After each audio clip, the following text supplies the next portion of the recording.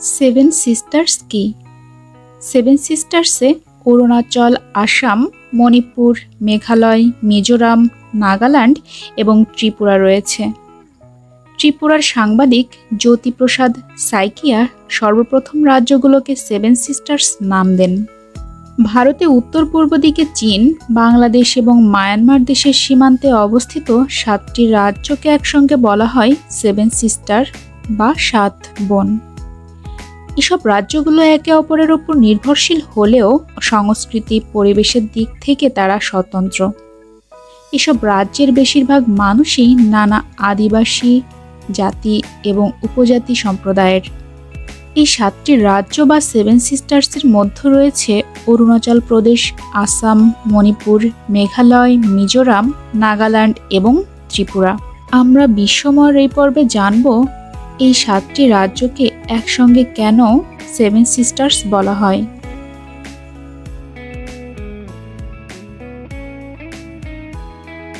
এই 7 রাজ্যের মোট আয়তন 2,62,184 বর্গ কিলোমিটার।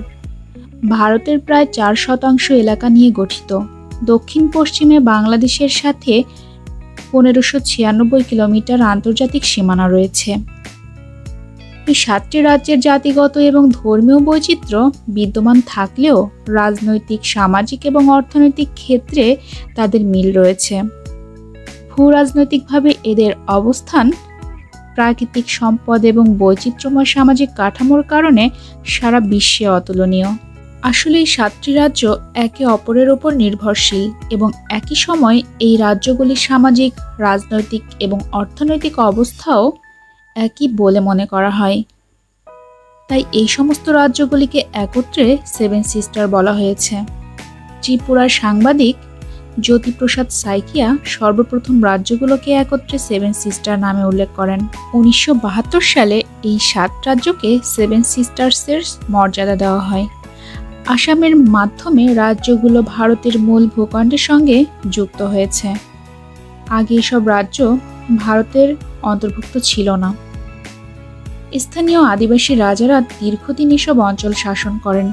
গারো, খাসিয়া, ত্রিপুরা, বারো, বোরো, মিজো আদিবাসী অধ্যুষিত রাজ্যগুলোর অধিবাসীরা দীর্ঘদিন ধরে নাগাল্যান্ড, মণিপুর, অরুণাচল, মিজোরাম, আসাম রাজ্য নিয়ে নাগা স্বাধীন ভূমি গড়ার দাবি তুলেছেন। কিছুদিন আগে ভারতের স্বাধীনতা দিবসে মণিপুর রাজ্যে কয়েক হাজার লোক নাগা পতাকা উড়িয়ে স্বাধীন ভূমির পক্ষে সমর্থন দেয়। Seven sisters. অরুণাচল প্রদেশ উত্তর পূর্ব ভারতের একটি স্থলবেষ্টিত রাজ্য অরুণাচল রাজ্য। এর দক্ষিণে ভারতের অঙ্গরাজ্য আসাম, পশ্চিমে ভুটান, উত্তর ও উত্তর পূর্বে চীন এবং পূর্বে মিয়ানমার। অরুণাচল প্রদেশের আয়তন 83,743 বর্গ কিলোমিটার এবং এর রাজধানী ইটানগর। চীনের তিব্বতের সাথে অরুণাচল প্রদেশের 1129 কিলোমিটার দীর্ঘ আন্তর্জাতিক সীমানা রয়েছে। অঙ্গরাজ্যটির উদ্ভিজ ও প্রাণী জীবনে এর বিচিত্র ভূপ্রকৃতি ও জলবায়ুর প্রভাব দেখতে পাওয়া যায়। এ প্রদেশের উঁচু নিচু এলোমেলোভাবে বিস্তৃত ঢালযুক্ত ভূখণ্ড প্রদেশটিকে দিয়েছে আলাদা মাত্রা। তাছাড়াও এর রয়েছে বিশাল হিমালয়ের উচ্চশৃঙ্গ। আসাম 1826 সালে ইয়ান্ডাবু চুক্তির মাধ্যমে আসাম প্রথম ব্রিটিশ ভারতের অন্তর্ভুক্ত হয়। তবে স্বাধীনতার পর আসাম রাজ্যের পুনর্গঠন হয়। ভূমি অসমতল হওয়ায় রাজ্যটি অসম, পরবর্তীতে আসাম নামে অভিহিত করা হয়। একে ঘিরে রয়েছে ত্রিপুরা, নাগাল্যান্ড, মেঘালয়, মিজোরাম, মণিপুর ও অরুণাচল প্রদেশ। এর আয়তন 78,438 বর্গ কিলোমিটার।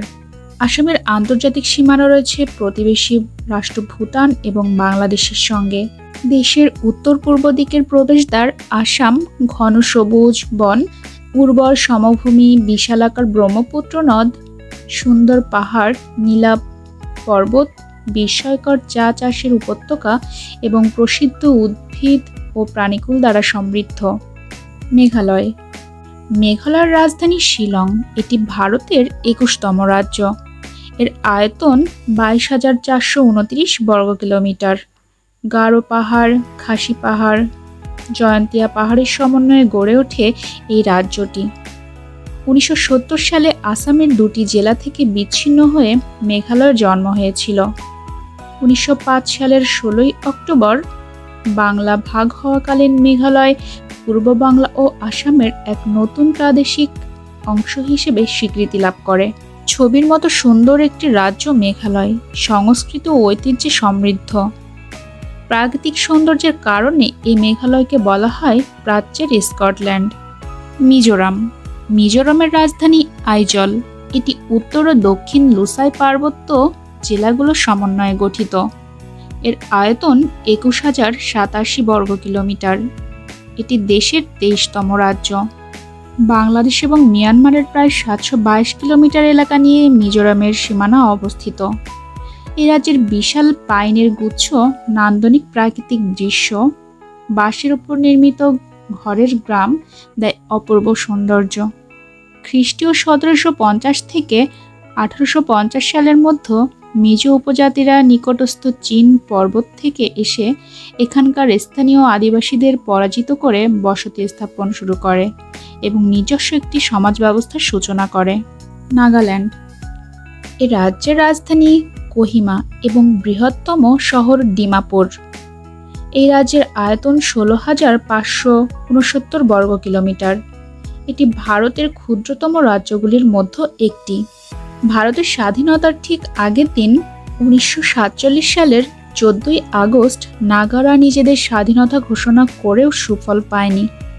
1951 সালের মে মাসে নাগাল্যান্ডে একটি স্বতঃস্ফূর্ত গণভোট অনুষ্ঠিত হয়। এতে নাগাদের স্বাধীনতার পক্ষে পূর্ণ সমর্থন প্রকাশ পায়, কিন্তু কেন্দ্রীয় সরকার তাদের পক্ষ সমর্থন করেনি। অবশ্য 1963 সালে আসাম থেকে আলাদা করে ভারতের 16তম রাজ্য হিসেবে গঠন করা হয় নাগাল্যান্ডকে। ত্রিপুরা। ভারতের তৃতীয় ক্ষুদ্রতম রাজ্য হল ত্রিপুরা, যার আয়তন 10,491 কিলোমিটার। এই রাজ্যের রাজধানী হল আগরতলা। রাজ্যটি প্রায় 36 লাখ জনসংখ্যা সহ 7ম সর্বনিম্ন জনবহুল রাজ্যের অবস্থানে রয়েছে। এটি পূর্বে আসাম এবং মিজোরাম রাজ্য এবং দক্ষিণ, উত্তর ও পশ্চিমে বাংলাদেশ দ্বারা বেষ্টিত। ত্রিপুরায় সংখ্যাগরিষ্ঠ বাঙালির সাথে 19টি ভিন্ন উপজাতি সম্প্রদায় রয়েছে। 2011 সালের আদমশুমারি অনুযায়ী ত্রিপুরা হল ভারতের অন্যতম শিক্ষিত রাজ্য, যেখানে সাক্ষরতার হার প্রায় 87.75%। ত্রিপুরা 1949 সাল থেকে স্বাধীন ভারতের একটি অংশ হয়।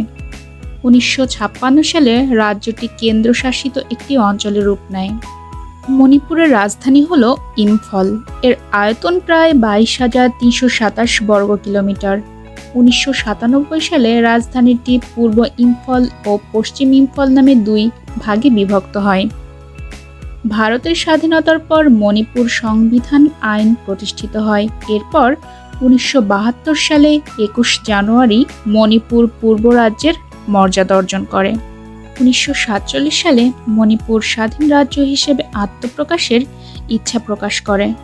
পার্শ্ববর্তী বার্মার আগ্রাসী মনোভাবে 1949 সালের রাজ্য বোধচন্দ্র সিং ভারতভুক্তির সম্মতিপত্রে সই করেন। 1956 সালে এটি কেন্দ্রশাসিত রাজ্য হয়। 1972 সালে তা পূর্ণ রাজ্যের মর্যাদা পায়। জওহরলাল নেহেরু মণিপুরকে ভারতের রত্ন হিসেবে বর্ণনা করেন। আপনি যদি বিশ্বময় চ্যানেলে নতুন হয়ে থাকেন তবে সাবস্ক্রাইব করে বেল আইকনটিতে ক্লিক করতে ভুলবেন না।